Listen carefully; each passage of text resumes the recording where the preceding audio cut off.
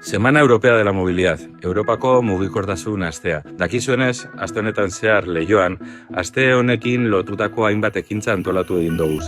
Eta gaur, animatzen zaituztet, batez ere familiek, larunbateko Inezko martxan parte har dezazuen. La marcha peatón tendrá lugar este sábado 21 de septiembre y saldremos a las 11 del Polideportivo de Saconeta. Este año lo haremos con el lema "Todos los caminos llevan a tus derechos".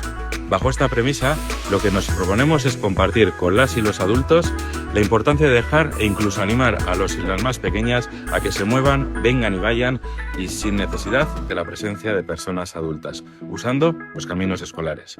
Hau da egingo dugun ibilbidea. Gogoratu ibilbide guztian zehar, zebrabietatik eta espaloietatik egingo dugula alde heinean. Bestalde batetik, gogoratu norbait galdu ezkero, beti ikuiko duguzela zebrak gure inguruan eta markatuko duzkuna bere buruagaz norabidea. Veis en el mapa una serie de ítems.